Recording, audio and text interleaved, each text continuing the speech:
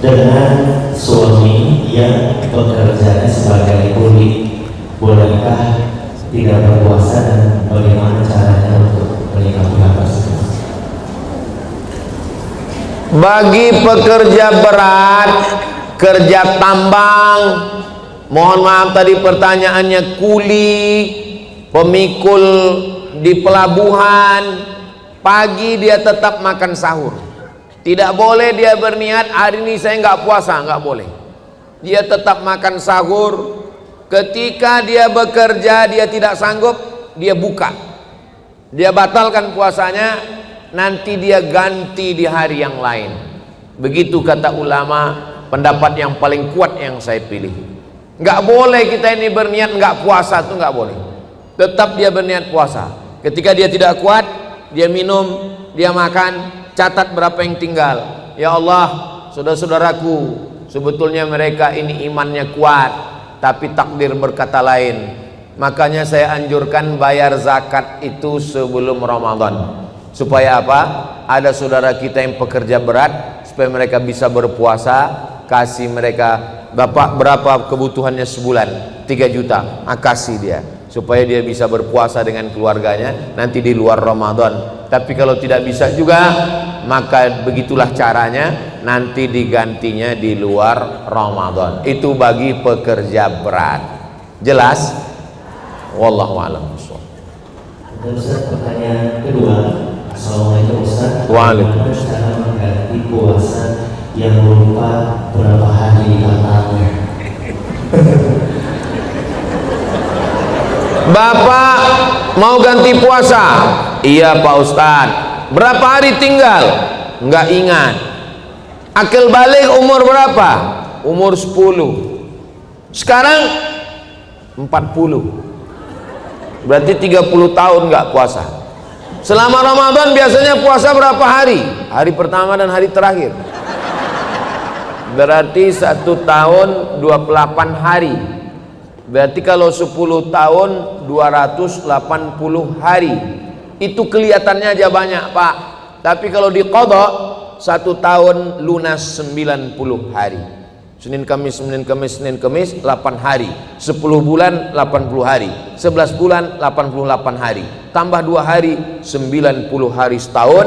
Kalau dilaksanakan, badan sehat, hutang lunas, dan bonus irit belanja. Alah, kayak Ustadz Somad nggak pernah aja tinggal puasa. Saya pernah tinggal puasa. Waktu di Mesir 4 tahun nggak ada tinggal. Waktu di Maroko 2 tahun nggak ada tinggal. Tapi sebelum berangkat dulu waktu sekolah pernah tinggal. Waktu saya puasa datang kawan saya bawa soto Medan. Padahal bulan puasa kan setan sedang dibelenggu. Rupanya setan datang bawa soto Medan. Tapi udah saya ganti. Kita juga pernah silap, pernah salah. Maka yang lalu-lalu kita ganti. Yang nggak tahu cara ngitungnya, hitung terbanyak. Kalau hitungannya ternyata 90, dia ganti 100, yang 10 itu terhitung sebagai amalan puasa sunnah. Misalnya ibu sholat zuhur di sini. Habis sholat zuhur pulang ke rumah. Suaminya baru pulang musafir. Kata suaminya, saya mau sholat mah. Ibu ikut lagi. Sholat yang pertama itu menggugurkan kewajiban. Sholat yang kedua di rumah namanya fadilah, dapat pahala keutamaan sunnah. Begitu juga dengan puasa. Puasa kita yang berlebih itu dihitung sebagai puasa sunnah. Wallahu a'lam. Pertanyaan ketiga Ustaz, dari jemaah, bagaimana cara agar kita bisa istiqomah merawat spirit Ramadan juga di luar bulan Ramadan? Cara istiqomah yang pertama berjamaah. Tadi banyak sekali foto-foto dengan ibu-ibu komunitas ini, komunitas Asyifa ulang tahun yang ke-6, komunitas ini banyak sekali. Bagus. Jadi ibu-ibu yang sudah ini pun saya lihat komunitas ini banyak ini. Kelihatan dari warna jilbabnya. Ada yang jilbab pink, ada yang hitam. Yang sudah berjamaah mudah-mudahan istiqomah. ngaji rutin pekanan sore Jumat, ada ngaji bulanan, ada grup WhatsApp, supaya di setiap bulan itu diajak kawan, kasih tugas. Untuk bulan ini kamu yang bertugas tahajud call, telepon kami ya. Pekan ini kamu yang bertugas, telepon, bro, brother, sister, tahajud, tahajud, tahajud, tahajud. Habis itu dia pun tidur. Jadi dengan berjamaah, jangan sendirian, jangan sendirian. Man syadza syadza finnar, siapa yang sendirian masuk neraka. Maka mesti berjamaah. Syarat yang pertama supaya kita ini bisa istiqomah berjamaah. Saya berjamaah. Kami ada komunitas, ada muzakarah, saling mengingatkan. Kalau saya salah diluruskan. Saya nggak bisa berkata saya, nggak bisa. Kami, iyyaka na'budu wa iyyaka nasta'in. Yang kedua, bagaimana supaya kita istiqomah?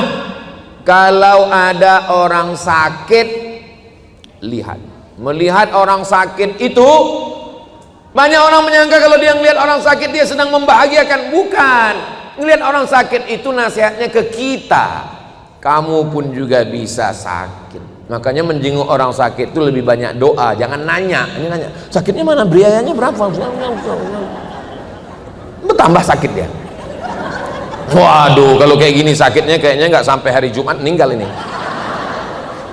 Jangan banyak ngomong, melihat orang sakit. Yang ketiga, lihat orang mati. Nggak ada orang menasehati saya. Maka nasihat yang paling tajam ke hati dan pikiran saya adalah orang meninggal. Makanya kalau ada orang meninggal saya datang, saya buka wajahnya sampai ke liang lahat untuk mengingatkan saya, kau pun akan mati Abdul Somad. Semuanya tinggal, Pak. Bapak yang hebat-hebat, yang kaya-kaya, yang pejabat, yang konglomerat, tinggal semuanya. Surat tanah Bapak di akte notaris berganti dengan nama orang lain. Surat STNK BPKB motor mobil ganti dengan orang lain. Yang paling menyakitkan, tolong tarik nafas kalian, surat nikah berganti. Pulang dari sini kalian lihat surat nikah, nama kalian berganti. Mereka hanya menunggu 4 bulan 10 hari. Setelah itu nama kalian berganti dengan nama Bronis, Brondong Manis. Betul, Bu? Betul katanya. Mati kita. Memang kalau kita ngomong sama orang jujur ini menyakitkan. Apalah salahnya waktu kutanya tadi kalian pura-pura enggak dengar? Ataupun kalau penjawab dalam hati aja. Mudah-mudahan kita semuanya istiqomah. Berjamaah, tengok orang sakit, tengok orang mati. Enggak juga masuk ke dalam liang lahat. Insyaallah. Ya muqallibal qulub, wahai engkau yang membolak-balikkan hati, sabit qulubana, kokohkan hati kami ya Allah. Mudah-mudahan kita semuanya istiqomah. Doakan Ustaz Somad istiqomah.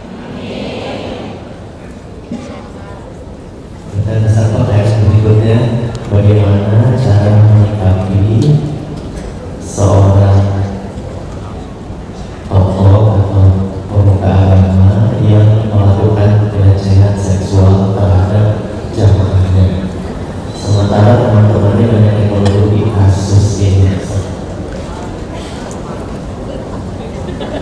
Laporkan ke polisi, enggak bayar. Kumpulkan bukti, rekaman, apapun buktinya, laporkan ke polisi, jatuhkan hukuman. No viral, no justice. Kalau tidak viral, tidak ada keadilan. Viralkan supaya dijatuhkan hukuman, supaya memberikan efek jera, supaya orang yang menyebarkan agama menjadi baik dan masyarakat menjadi terjaga. Niatkan karena Allah, lillahi ta'ala. Lapor ke Komisi Perlindungan Anak, Komisi Perlindungan Perempuan, Komisi Perlindungan Suami-suami yang teraniaya. Sudah ada belum? Nanti kita buatkan. Mudah-mudahan Allah menjaga umat ini. La tajtami'u ummati ala dhalalatin. Umatku tidak akan pernah bersatu dalam kesesatan. Makanya ceramah tabligh akbar intinya adalah amar ma'ruf nahi mungkar. Mesti ada nahi mungkar, jangan diam melihat kemungkaran. As-sakitu anil haq syaitan akhras. Orang yang diam melihat kemungkaran berarti dia adalah setan bisu. Itu kata Imam Abu Ali Ad-Daqqaq. Jadi jangan diam, berani. Ibu-ibu, kira-kira masalah-masalah begini yang lebih berani ini bapak-bapak atau ibu-ibu? Jadi alhamdulillah kita punya ustadz yang memang garapannya anak muda. Kalau Ustadz Somad, saya ini lintas usia, dari bayi sampai nenek-nenek.